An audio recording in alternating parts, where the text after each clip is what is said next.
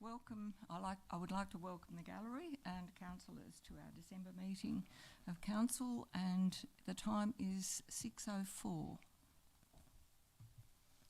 I need to advise the public that it is council policy to record the proceedings of meetings of council on digital media to assist in the preparation of minutes and to ensure that a true and accurate account of debate and discussion of meetings is available. The audio recording is authorised by the Local Government Meeting Procedures Regulations 2015. Acknowledgement of country. I would like to begin by acknowledging the traditional owners and custodians of the land on which we meet today, the Tomagina people, and to pay our respect to those that have passed before us, their history and their culture. So I have declared the meeting open at 6:04. Point 1, record of attendance. We have an apology from Councillor Michael Johnson and leave of absence. There is nothing previously approved. Point 2, our confirmation of minutes of the previous meeting. We have a recommendation there. Could I have a mover, please? Moved. You're moving that motion, Councillor Roberts. Okay, could I have a seconder, please? Seconded. Thank you, Councillor Hyland. Are there any corrections to the minutes, because they need to be identified and agreed on at this point to taking a vote to adopt the minutes? So are there any amendments, questions, comments about the minutes from the last meeting, please? There being no comments or amendments, I put this motion. All those in favour, please say aye. Aye. Carried unanimously. Point 3, declarations of interest. Are there any declarations of interest from the councillors, please, for this meeting tonight? None. Staff, are there any? No, they're all working busily, so I would suggest there are no declarations of interest.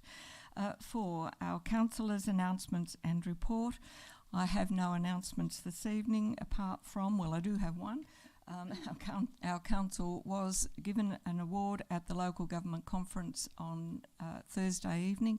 We won an award for a population under 15,000 for our Tulip Festival and Spring Loaded Festival. It was quite an exciting award because I was totally unprepared to go and receive it, but however we managed, and I'm very pleased with the work that the staff have undertaken to bring about this wonderful festival for everybody. So I do congratulate them. The Mayor's communications, there is a recommendation there that the council note the Mayor's communications. So could I have a mover for that? Councillor Bramich. I'll second that. And Deputy Mayor Edwards seconded. Are there any comments or questions about my diary? Okay, if there are no comments or questions, I put the motion. All those in favour, please say aye. Carried unanimously. 4.3 is reports by delegates. Nil have been received. 4.4 is the notification of council workshops. There is a recommendation there that the council note the following workshops. Could I have a mover, please? So moved. Councillor Hyland, could I have a seconder? Councillor Raw. Are there any comments or anything that needs to be identified at this point? I'll put the motion. All those in favour, please say aye. Carried unanimously. We now move on to 5 public questions and statements. We have public questions taken on notice from the previous meeting. There are nil received. Public questions received in writing. 5.2.1 is Mr. Hutchison. He has asked questions about River Road Consulting.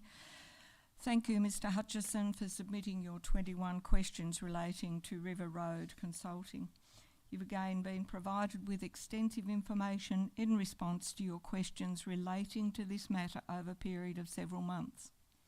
I refer to your question 18 on page 14, where you state clearly The burden of proof now rests with Mr Crawford following his assertion that the discussions about River Road have not occurred, and what is more, you are seeking a statutory declaration from Mr Crawford that he has never discussed with Mr Paul West the rezoning of properties adjacent to River Road and Table Cape Road.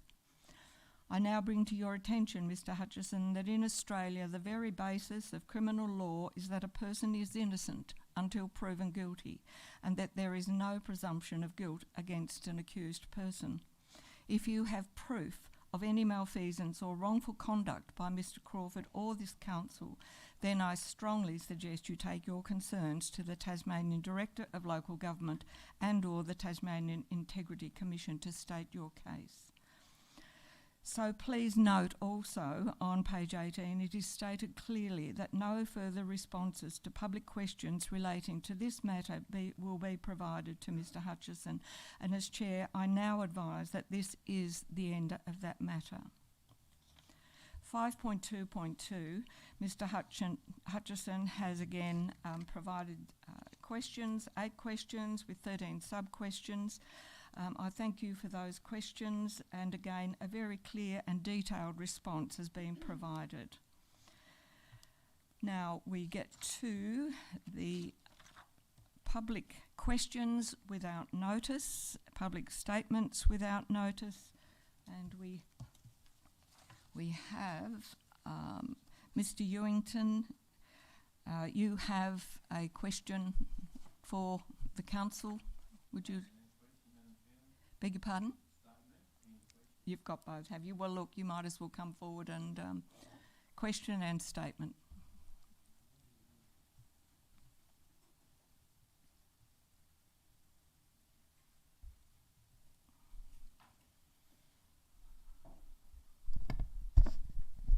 All good? Community entrapment.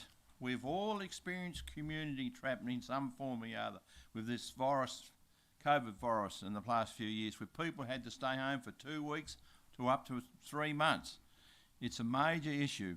What I'm trying to say is, it's same for elderly, disabled members of the community. They like to become part of the community, but there's things in the community preventing them to be a partake.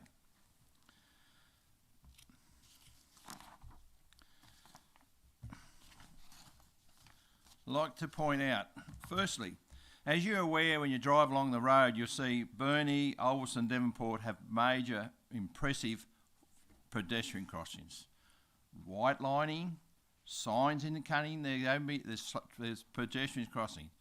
Tactile pavers for the blind and people with limited vision. Wynyard? No white lining, no signage.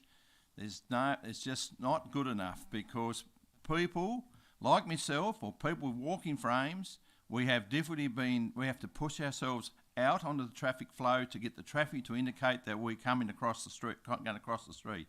Blind members community. I do feel that we need to put more effort into pedestrian crossings. Private business in the community are required to put tactile pavers down when it's required on their property, but when you cancel it's not. Metro buses put tactile pavers down for all their bus stops, but when you cancel it doesn't have to. I just don't understand why it's such a difficult thing to put tactile pavers down for members of the community who have poor vision or partially blind or whatever, and not being able to cross roads, walk the streets with safety. It's a strong point which I'm concerned about. Secondly, I'd like to point out the driver's disability cards issued to members of the community who have wheelchair disability, walking differently, presented by the doctors. They're a blue logo you put on the window screen to provide disability parking for disability parking. Do you realise there's 33,000 issued in the state this current year? 33,000 of them. Now Smithton has 200. Guess what Wynyard has? It has 1,000. Now 1,000 members of this community have these disability car monograms on their vehicles. And this is what I'm trying to say. When you have events like the Tulip Festival, I have campaigned for some time, and you provided 8 to 10 parking spots in the community down in one of the community parks. But now we've grown such a large size, there should be at least 20 parking spots. We've got the Christmas parade coming up. Why don't you provide a few extra for them too? Because many people with all sorts of disabilities, family members with disability, childs and other things, they come to this Christmas parade. They need to have places available for to be able to park their vehicle and assist with the members of the community. The theatre. We got a wonderful theatre down the I have been attending many functions in that theatre, but because there's no disabled parking, I've got a wheelchair 700 to 800 metres on uneven pavement to get to the gym. Get to the theatre. I do go to the gym quite regularly, but what I'm saying is, why isn't something being done about put some disabled parking in that area for members with disability can get close to that venue and enjoying the entertainment? Also, I would like to point out the people who design in the engineering department need to think carefully where they position disabled parking. They nothing take too hard to ring my number and say, what do you reckon, Ken? Because I've been on both sides of the fence and I can give good indication where disabled parking place could be installed in a parking centre. Because there's been occasions which have been attended to where the parking spot has been put incorrectly to make it friendly and serviceable for all members with disability. Now there's Bruce's Cafeteria, Bruce's Cafe, Esplanade in Somerset, and also I'd like to point out Somerset, beautiful little town. Where's their pedestrian crossing? They have people of all sorts, young and old and blind and other disabilities go to that beautiful community, but there's no official pedestrian crossing. And you're amazed how they try and get across the road without running. Why don't you reduce the speed in the main street of Somerset down to a slower speed so allow people with elderly and disabilities, give them time to get out of the car without getting the door taken off? There is recorded time in the last few years where actually car doors have been wiped off because people are going too fast through that area. Slow the traffic down, make it more enjoyable. It's been commented. Also, I'll go again, footpaths. Footpaths is like an entrapment for many members of the community who have ailments and that, and they can't get their motorised scooter safely go outside their house. They have to go along grass or uneven ground. Why can't they? They pay good rates and they've been part of the community all their working life, and probably due to their age and disability they can't do it no more, but they pay their bit, and I feel the council needs to put more emphasis on putting paths in for the older part of the sections of the community. And I am still getting feedback where the council has promised to repair paths and it's been going on for 2 years. Now that's not good enough. So I think footpaths is a major issue, and I feel the council should more emphasis on. So in general, entrapment is preventing people of all disabilities and age and group partaking in the community. Thank you. Thank you for your statement, Mr. Ewington. If you'd like to go on with your question, please. Oh, yes, that one. Right. Yeah. Once again, I'll go on about foxglove. Foxglove, what a wonderful plant. The question you'd like to ask is where they're at with the training and education of the community, recording of the outbreaks, spraying program, containment of weed, and future control. Weed has spread up and lower, Mount Hicks, Laponia, Sister Creek, Table and York Street slashed it just recently. So does that, the staff have been trained to identify the weed. So can I please have some feedback? Where are we at with this program? Because this weed, if we don't handle it in the next 3 or 4 years, is just going to be lost cause like Cape weed. Thank you. Thank you, Mr. Ewington. Mr. Hutchison, you have some, Sorry, if you could just wait a moment, I think we need some responses from the engineer. I must through be you, rushing Mayor. everyone. Look, the current declared weeds form the bulk of the weed management activity of council, but foxglove is an emerging concern, not yet declared. Hopefully, will be declared and provide similar statutory powers to council. We think will be added to that list in time. The current budget hadn't considered it, but we're about to enter into budget phases where we can do so. Thank you, Mr. Summers. I apologise for not allowing you to respond. Mr. Hutchison, would you like to come forward with your questions, please?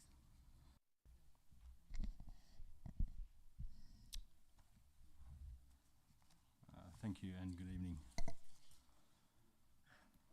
My first question is around the meeting procedures policy, and that is, can council please advise in what section of the meeting procedures policy does it permit councillors to call a point of order on a member of the public during public questions and statement time?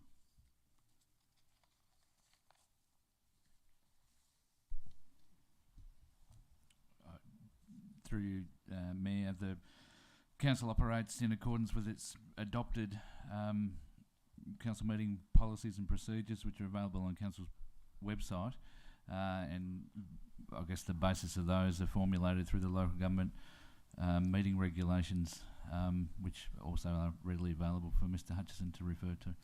Okay, so I have referred to them. So can councillors make a point of order during public question and statement time? Is that a definitive answer, yes or no? Can councillors do that?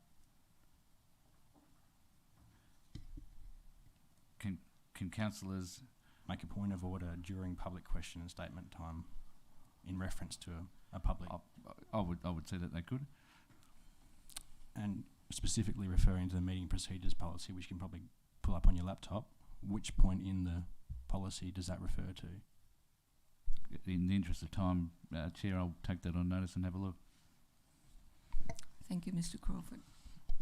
All right, my reading is that councillors cannot, only the mayor has the role of determining what a member of the public can or cannot do, being the chair of the meeting. So I would draw your attention to section 23, point of order at a meeting, and it only refers to a councillor may raise a point of order in relation to councillors making statements, not in regards to the public making statements or questions. So I guess moving on from that, and maybe there's a bit of a grey area until there's a response provided in the minutes or in next meeting agenda. During the 2022 council AGM in October, Councillor Hyland made a point of order about my questioning based on it being way out of line and being personal stuff, because I asked if someone from River Road Consulting went into the council chambers and had a meeting with any of the senior management staff, which is not a personal question. It was related to the functions of council and what's happening around the council office area. Councillor Hyland stating that whatever that person is doing in the car park has nothing to do with anybody in this room. If he wants to come in the car park, or if he has an appointment with the council, there is no need for this gentleman to have that information. So I just wish to counter the proposition that whatever the person was doing in the car park has nothing to do with anybody in the room, and there's no need for the gentleman to have that information, referring to me. So in the responses to my questions in 5.2.1 in tonight's meeting agenda, which states that River Road Consulting were engaged by council to provide a service following an expression of interest process, and the individuals providing services from River Road Consulting are Andrew Wardlaw and Sonia Booth. From my questions directed to the Mayor, it would be logical to conclude from his answers that a male representative of River Road Consulting left the council offices after an unknown period of time in the offices, and on his way out noticed former Mayor Walsh enter the car park that he was parked at, a car park for employees only, and wished the former Mayor well in his retirement before departing. I think we can agree on part of that, if not all of it. So I would argue that the reason that that person was in the car park had things to do with a number of people in the room, specifically in council senior management. I would also assert that there was a need for me to have the information regarding why River Road Consultant was in the council staff car park, given in the preceding week I made my concerns known to both Council and the Tasmanian Planning Commission about the relationship between Council and directors of River Road Consulting, and that as a ratepayer and resident in this municipality, it is important that Council is accountable for its decisions as a tier of government, and who and how Council deals with at all levels is a matter of public interest. Some of that information is identified as confidential by Council, but it's still a matter of public interest. So my question is, does Councillor Hyland stand by his point of order at the October Council AGM during my public question without notice? And will Councillor Hyland apologise for misleading the public and the Mayor with an incorrect statement? Could I just make one comment about what you have been stating? You are making assumptions about the visit of that person to the council. It could have been for any reason. It may not have been to meet with the General Manager or anyone else. However, you are assuming that it was a business meeting based on the I never said that. based on the allegations that you have been bandying about at our council meeting over the past few months. So I do think that you need to be very, very careful. Unless you have the proof, then maybe you need to reword what you are saying or about the allegations that you are putting forward. If Councillor Hyland would like to respond to you, I will leave that open for him. So, Councillor Hyland, do you wish to respond? Probably shouldn't, but I've got no intention of making an apology. When you can show a little bit of respect and drop the accusations that you're continually making, baseless accusations, yeah, I'd probably give it some consideration. Thank you, Councillor Hyland. Would you like to move on to the next question, please, Mr. Hutchison? I will.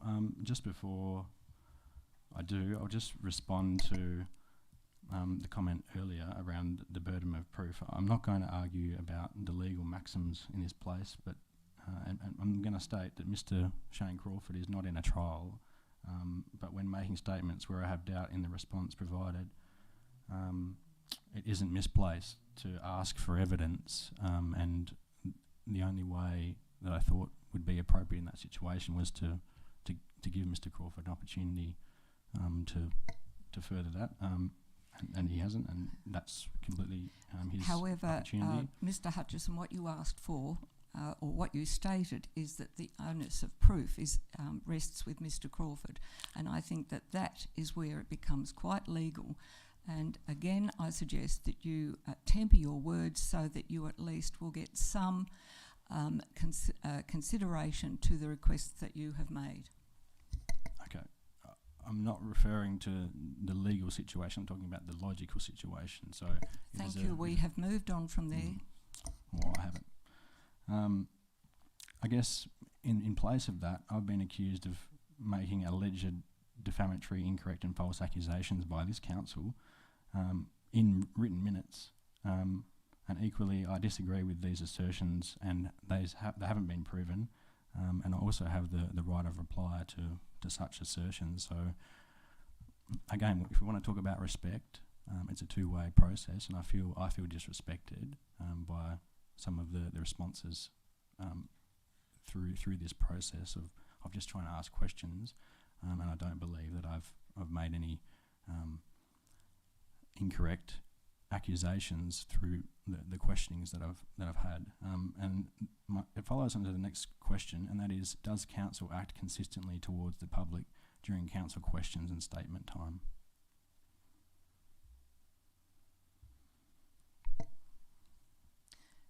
Thank you, Mr. Hutchison. I believe that we do. It depends. Our responses depend on the statements and questions that are posed at the time. I will remind you that we have on many occasions asked you not to go through the repetition of those questions. You tell us that we have, or that our General Manager and staff have behaved in such a way. That is your opinion, because you are not giving any proof around those statements. Therefore, when it comes to proof, You say that it's not a court of law. However, it still rests with within the law that the onus of proof is on the accuser, not on the defendant. So you need to think about what you are saying. If you are wanting a better outcome, and obviously you are very unhappy with the responses that you get, then maybe you need to change your approach to get these responses that you want. Okay, thank you for that answer. So in July, I asked a series of questions of former councillor Darren Fairbrother. During public question and statement time, I was enabled and not interrupted to do so. I was even asked by the Executive Officer Sally Blanc on Tuesday, July 19th to send this statement full of questions in for the minutes, and not the first time I've been requested to send in details of my public submissions. Yet a few meetings later, last meeting in November, my questions were disallowed from being asked, and my discussion of any questions were subject to points of order continuously and denied during my statement. So will council be fair, reasonable and respectful towards members of the public? And will council enforce its meeting procedures policy fairly and consistently, and not at the whim of whoever's leading the meeting and rules that are made up on the spot, because the content of the question is not what the council wants to answer? So what you are suggesting, Mr. Hutchison, that I rejected your questions on a whim. Your questions have been repetitive over several months. And I think that you need to understand that that is being vexatious. And according to our meeting procedures, as chair, I have a right to refuse questions based on those two facts alone. The other side of it is that you have been given a considerable amount of information in response to your questions, and I would suggest to you that is an unreasonable use of council resources if we have to keep going back and back because you don't agree with the responses that have been provided. So just in terms of repetitiveness, which of the questions in tonight's agenda have I ever asked this council? The repetitive nature of your questions is around River Road, and you go round and round in circles asking but which question is I'm the not same? giving you specific questions. Because I'm relating. Thank you. If you would allow me to speak. You go round and round with questions about River Road. You might couch them differently each month, but they are the same questions, and we have to then find the information to provide to you, and I think that we have done so adequately. And what is more, I think that you need to remember that all of the proceedings have been recorded, and we can go back and we can exactly find out how often you keep asking the same question. You might ask it differently each month, but you just want the same answer. And if you're going to make accusations, maybe you need to consider the actual substance of those accusations and provide the evidence, because all of the questions I put in the agenda are new questions. They're around the same topic because I still have more questions. And you just simply answered the question around the same topic. If Mr. Ewington can come here and talk about a very important issue, which is Foxglove Wees, week in, week out, or meeting after meeting, then I'll draw you back to the question, and that is, does council act consistently towards the public during council questions and statement time? If you're going to have a blanket rule for me and not allowed to talk about certain topics, then why isn't it the same for everyone? And I'm not encouraging you to do that, but I'm saying if I've got questions about a particular topic, just because you don't want to answer them doesn't mean you can ban those questions. It's not a matter that we don't want to answer them. We have asked that this matter be finished with. If you wish to take what if I'm not finished with them? Excuse me, Mr. Hutchison. If you wish to take this matter further, and I suggest that you do, then please get your evidence together and present it to the Director of Local Government and the Integrity Commissioner. And I'm sure that they will deal with all of the issues that you are raising tonight and make sure that this council behaves appropriately towards you and anyone else that presents their questions and statements at a council meeting.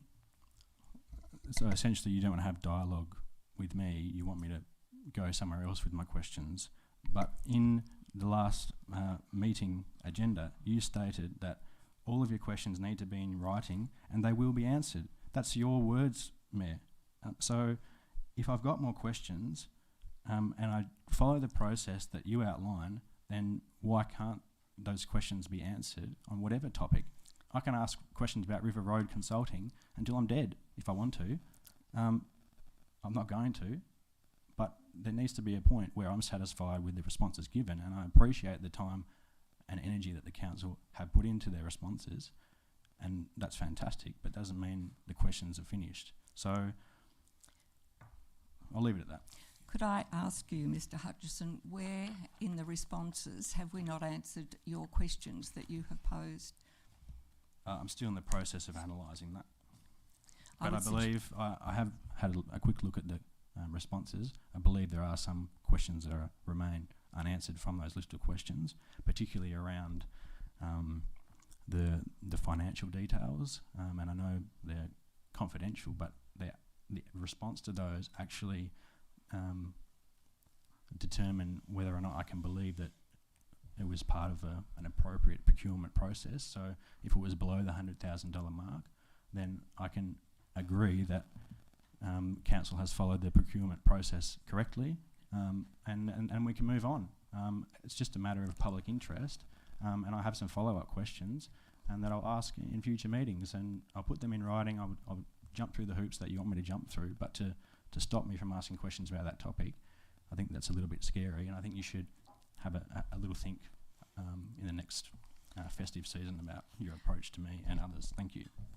And I will say, Mr. Hutchison, that I did ask you to put your questions in writing, and I think you've missed out one or two words. Any further questions, could they please be put in writing? And I think that needs to be an end to the matter, because the council has endeavoured to answer the questions appropriately and fully for you over the past few months.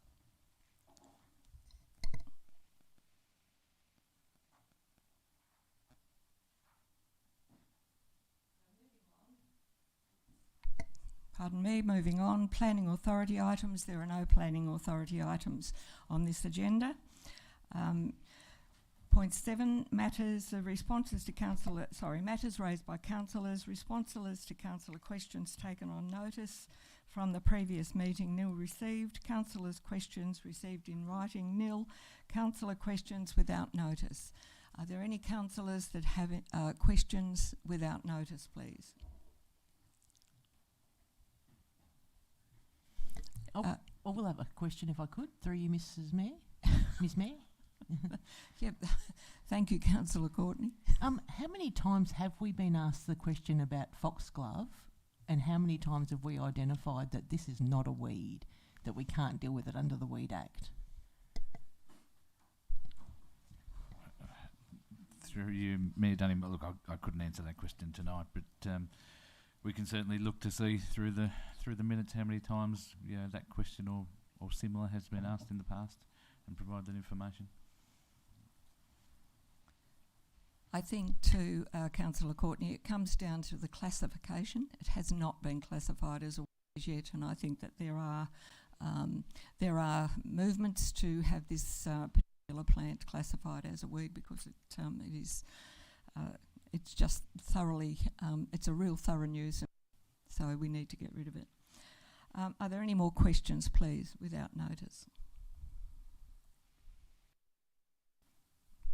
Yes, Councillor Courtney. One more question. Does our council have a whistleblower policy, like an internal whistleblower policy? Through you, Mayor, we do. It's the Public Interest Disclosures Guideline and Policy, which provides protections to people under the Act that have suspected incidents of impropriety, those in public office. So anyone can make a disclosure of the public policy, and that disclosure will be assessed and investigated in accordance with the legislation. Yep, that's the state one. Do we have an internal policy? Can I have a look at it if we have one? Yes, it's available on our website. So the Office of the Ombudsman release a template guideline and policy, and council has adopted that template, and each council that adopts the guidelines must send a copy off to the Office of the Ombudsman, and they review them to ensure that we have them in place. Does that answer your question, Councillor Courtney? It'll lead to more questions, but not tonight. Thank you. More questions, please.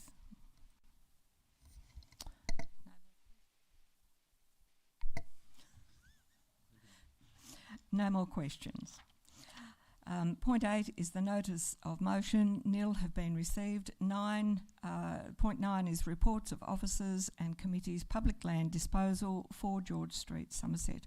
We have a recommendation in 2 parts before you. Could I have a mover for this motion, please? I'll move, Madam Chair. Moved, Councillor Hyland. Could I have a seconder, please? Seconded. Councillor Roberts. Councillor Hyland, would you like to open the debate? Yeah, thanks, Chairman, Madam Chair. Well, this is fairly obvious. We need to acquire a block of land to assist us in our long-term sporting precinct, and we happen to have a block that's of no further use to council. So it's a good situation where we can and put the funds towards the necessary purchase. So I'd like to see councillors support this motion. Is there anyone who wishes to speak against the motion? Who wishes to speak for the motion? Deputy Mayor Edwards? Yeah. I'm happy with the recommendation put to us. Knowing this property has not been utilised to its full capacity for some time, and knowing there are other services like LIL and CFL spaces for families along with other small groups to get together, this building needs repair to bring it back to modern day standards. Is this worth the dollars to only be used by sporadically throughout the year when we are having other great services and buildings to meet the needs of our younger communities and families in this space?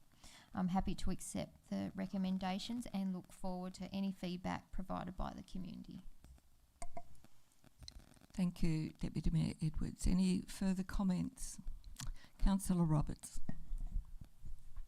I just want to say this facility does have potential in terms of cost for more childcare in Somerset, which would make sense through perhaps Coastal Family Daycare.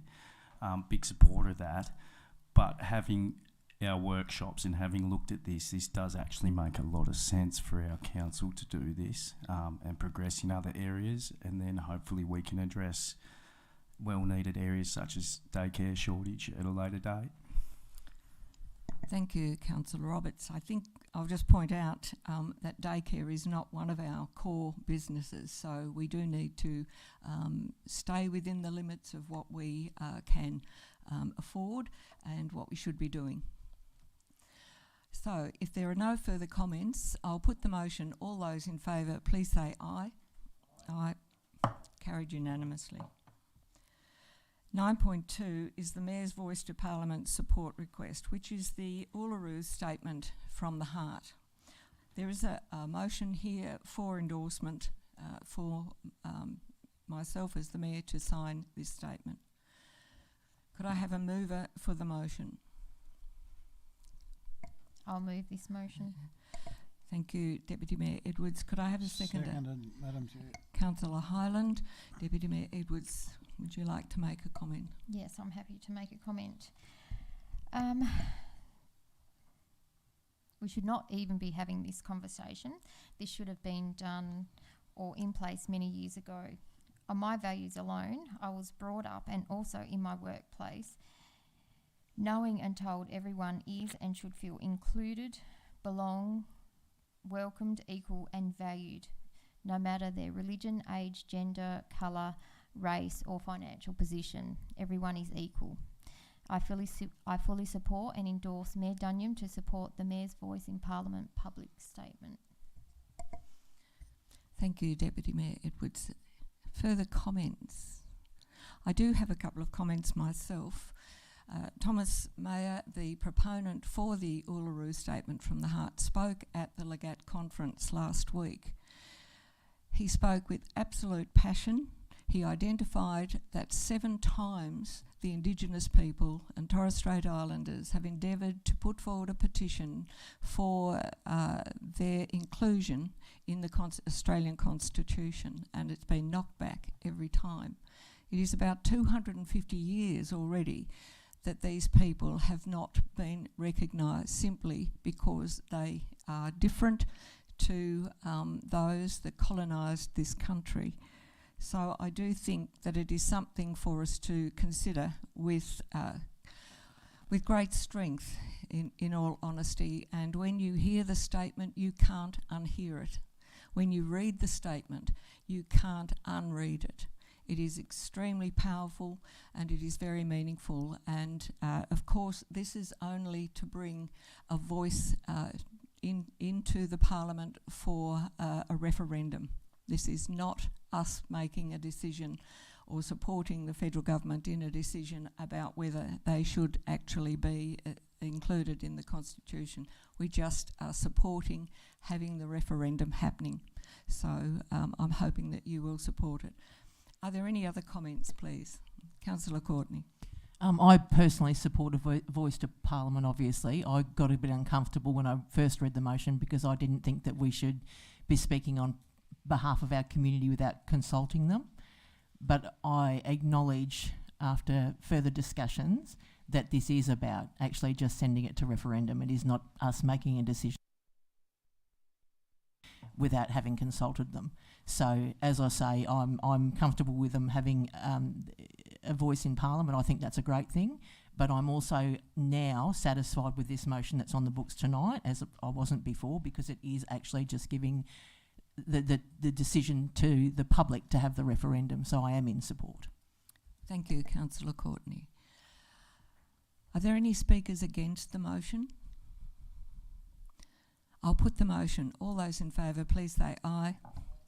Aye. Carried unanimously.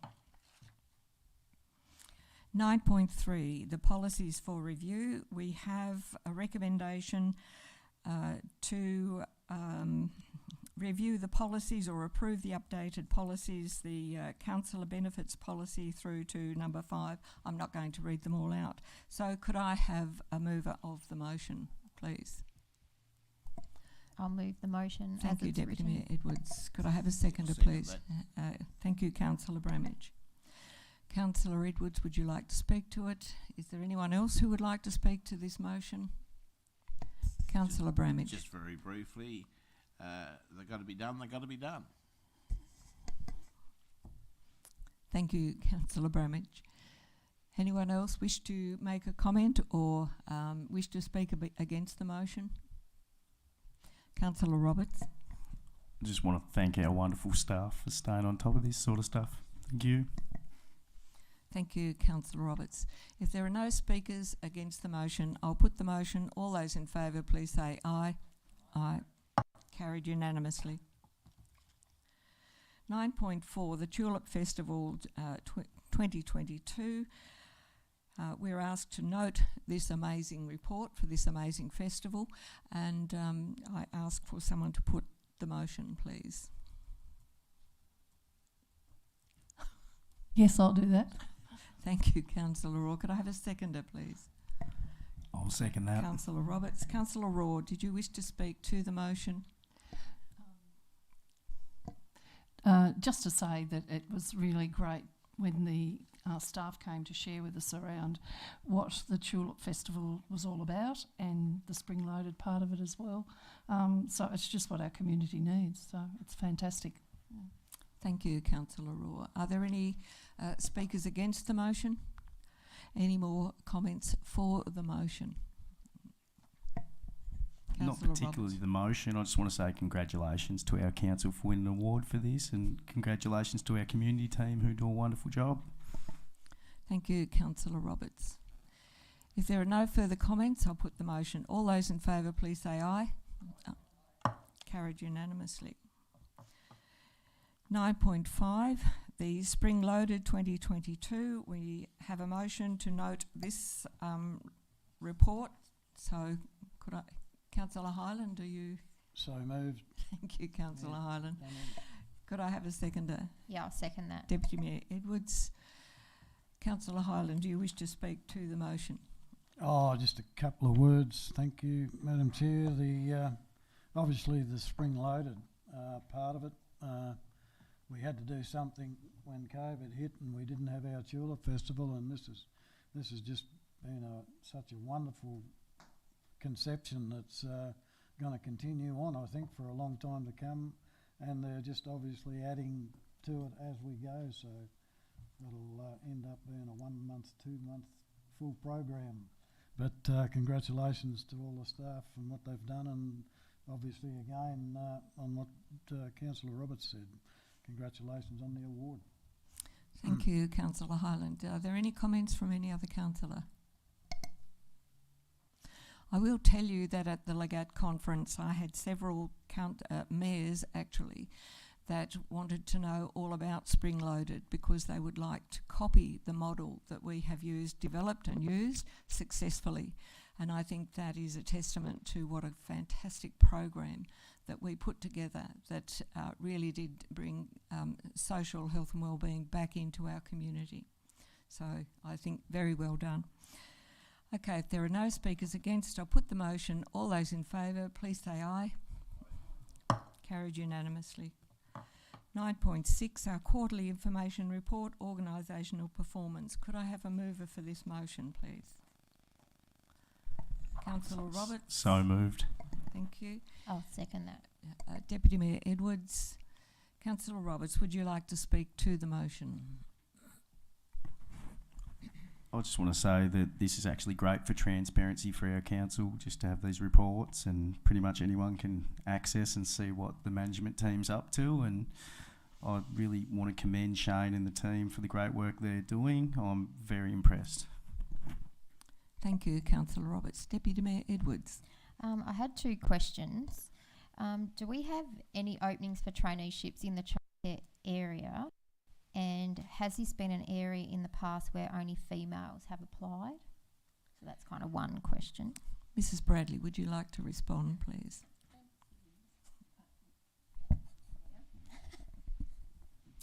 So we have embarked on a program of taking on trainees. Last year we had 2 ASPA trainees that joined us and 3 other full trainees. They have all now graduated through the qualifications they were doing, which in talking to TAFE is the best outcome they've had for any of these groups on the coast, so that we've to be able to keep all the trainees there, keep them on track, get them through to the end of their qualification is not any mean feat. So we've been able to, we've just identified some additional positions, and for some of the trainees, they can't stop at a Certificate 3. So what we've done is sign them up to do a traineeship through to hopefully right through to a diploma. For them then to be able to work, that just allows them to work across the whole range of different children's services. We did not have any men apply, and I guess that's certainly something that we have discussed at length around how we attract men into the sector. Very difficult in a poorly paid, poor condition sector to attract people into that sector, and difficult to be the only guy working in a service. So, but we need them. They absolutely should have gender equity among staff. It is just, always has been, incredibly difficult. There's never been a time when it's not. So that's probably more a sectorial issue that we need to do some work on. Thank you, Mrs. Bradley. Mr. Crawford. Yeah, and just to round out the response in the interest of, I guess, full disclosure. So when we undertook a workforce planning exercise a number of years ago, we, I guess, recognised the ageing workforce and some of our challenges in recruitment. So we now run what I call an annual traineeship program. So in usually about October and November each year, we recruit for trainees in the areas of children's services, parks and reserves, and civil predominantly. And if we have any other identified needs at that time, we'll also advertise. So this year, we're looking at an admin trainee as well. So every year we're running a traineeship program. Those trainees are, I guess, appointed for 1, 2 or 3 year terms, depending on the nature of the traineeship, and we continue to do that each year to help build our workforce. So Tracy responded absolutely correctly in relation to the children's services, but I wanted to give you the context of the whole organisation. Thank you. Thank you, Mr. Crawford. Deputy Mayor Edwards, you had one more question. Yes. When did council first start drug and alcohol testing from our council employees? And I note in 9.9.1, the audit panel, there is a recommendation to include drug and alcohol testing stats in our quarterly info report.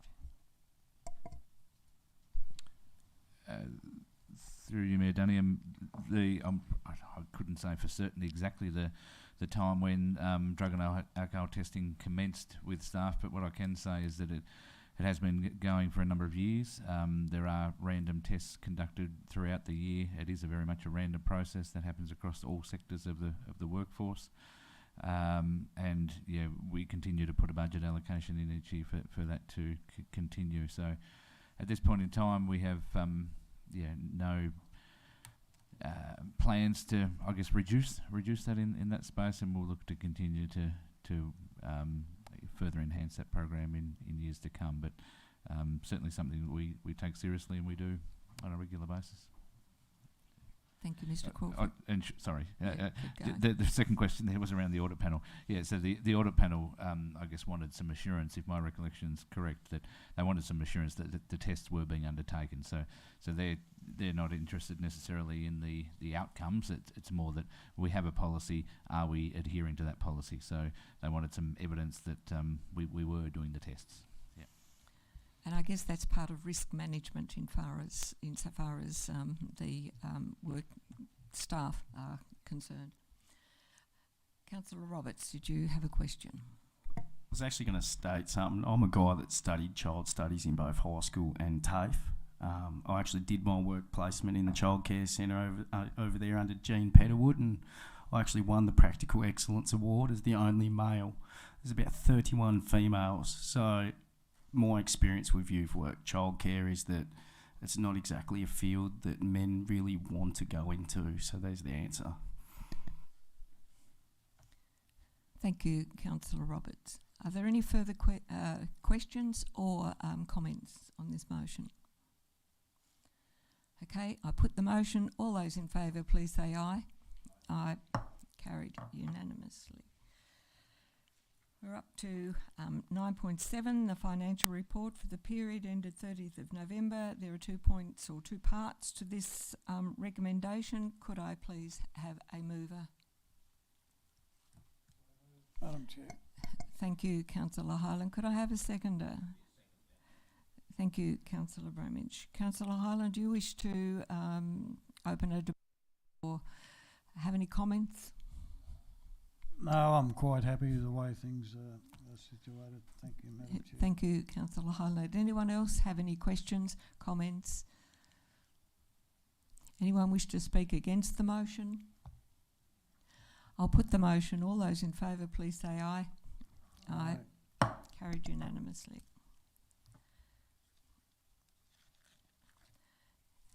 (9.8) is our senior management report. We have a recommendation for noting the monthly senior management report. Could I have a mover, please? I'll move that. Thank you, Deputy Mayor Edwards. Could I have a seconder? Councillor Courtney has seconded the motion. Deputy Mayor Edwards, do you have any comments, questions? Nothing? Councillor Courtney, do you have anything? Any other councillors have anything to say about this report? Councillor Hyland? Yeah, just one question. I just noted that, it had been noted that we had the combined workshop with Circular Head. Is that obviously, I suppose, out on an as-needs basis, but I think it can only be good here on in with, particularly with the local government review and what they might chuck at us. Yep. Thank you, Councillor Hyland. Any further comments? Okay, I'll put the motion. All those in favour, please say aye. Aye.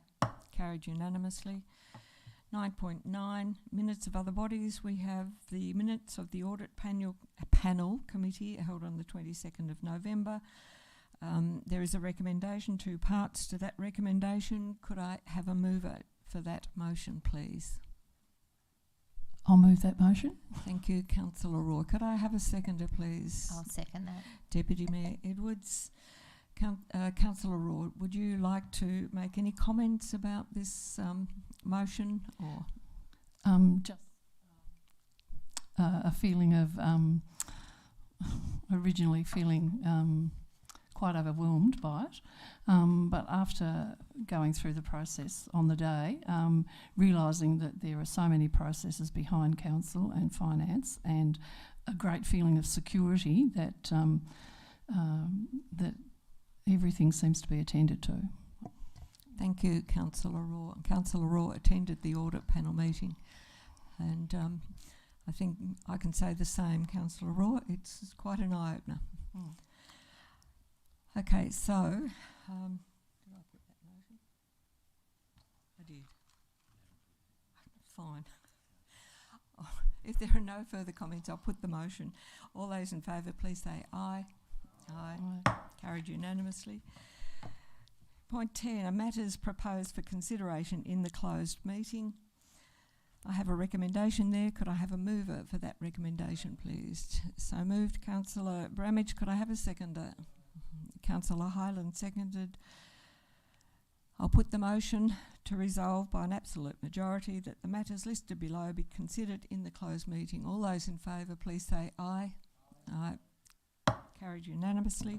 Closure of the meeting to the public. I have a recommendation there. Could I have a mover, please?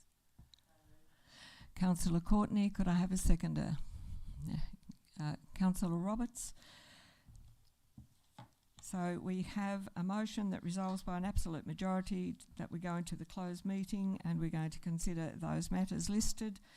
I'll put the motion. All those in favour, please say aye. Aye. Carried unanimously. So we're closing the meeting at 7 p.m.